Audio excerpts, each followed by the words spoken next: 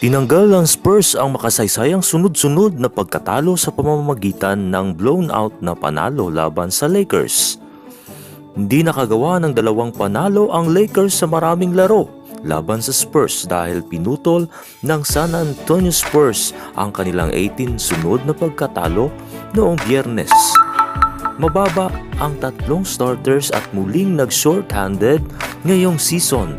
Ang Lakers ay nakabawi sa pamamagitan ng mabagal na simula laban sa mismong Spurs na kanilang natalo 2 araw bago ang host nang winakasan ng mga San Antonio Spurs ang kanilang 18-game losing streak sa pamamagitan ng 129-115 na tagumpay. Ginawa ni LeBron James ang kanyang makakaya upang subukang hawakan ng Lakers sa tagumpay sa gabi na nagtapos sa 23 puntos, 14 na assist at 7 rebound. Inilipat sa panimulang lineup sa gabi si Austin Reeves na may 22 puntos. Naging 4 out of 10 mula sa 3-point line kasama ang 7 rebound at 4 na assist. Free game inalis ng Lakers sina Anthony Davis, D'Angelo Russell at Cam Reddish. Ang Lakers ay mayroong 8 non-two-way na manlalaro na magagamit. Ang unang quarter ay isang kahinaan na naging lakas para sa Lakers ngayong season. Na muling naging kahinaan, ang mga pagbisita ay nahulog sa likod ng 20 puntos na kalamangan sa pambungad na frame. Si Rui Hachimura ay isa sa ilang mga maliliwanag na lugar mula sa bench. Umiscore lang naman siya ng 20 points, 5 rebounds at 4 na assists.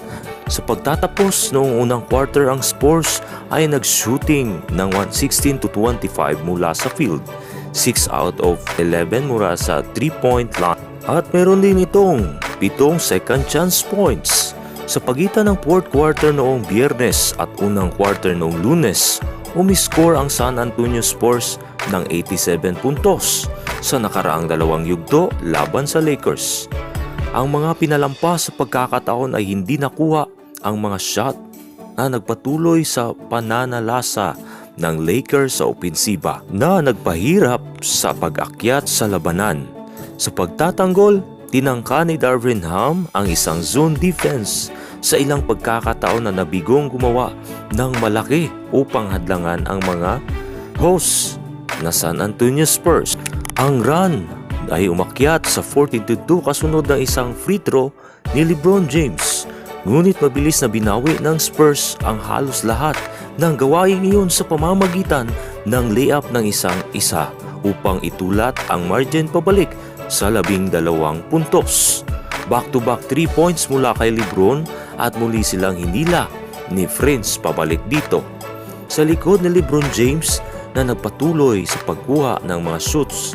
Sa ikalawang quarter, ang Lakers ay bumaba ng deficit sa 9 na puntos pagkatapos ng magkakasunod-sunod na assist kay Taurean Prince na ang huli ay nagmula sa isang 3-pointer. Ibinao ni LeBron ang isang corner 3-pointer kay Victor Wembanyama at itinayo si Christian Wood para sa layup para hilahin ang Lakers na may 4 na puntos. Sumakay ang San Antonio Spurs sa double-digit na lead 4 na minuto sa laro at nagkaroon ng 49-24 lead sa 3-pointer ni Doug McDermott 3 minuto sa ikalawang quarter. Ang 25-point lead na iyon ay mabilis na naglaho. Ang Lakers ay nagpatuloy sa 38-17 run sa unang bahagi ng second quarter. Ang layup ni Christian Wood ang nagpaputol sa kalamangan ng Spurs sa 66-62 na may 19 segundo ang nalalabi sa unang kalahati. Tinapos ng dunk ni Wood ang 8-0 run, 88-80. May 4 na minuto ang natitira sa ikatlong quarter. Tonight we made shots, but overall I think the defense was pretty good, sabi yan ng San Antonio coach Greg Popovich. Ito ay medyo maganda at bumuti ng malaki. Ngunit ang nakakasakit ay mayroon pa kaming mga paraan upang pumunta. Pero naisip ko na maganda ang laban nila. Mahirap umahon sa 20-point na laban sa isang team na pinamamahalaan ni Lebron sa court na yon dahil alam niya kung paano manipulahin ang lahat at gawin ang dapat gawin para manalo sa isang laro. Nagdagdag si Wembanyama ng 5 assists at 2 blocks, ngunit na bigong makuha ang kanyang mga kamay sa 3-pointer ni James sa isang pambihirang one-on-one matchup sa pagitan ng number 1 pick noong 2003 at 2023. Ang laro ay nagtapos sa score na 115-129 in favor sa San Antonio Spurs.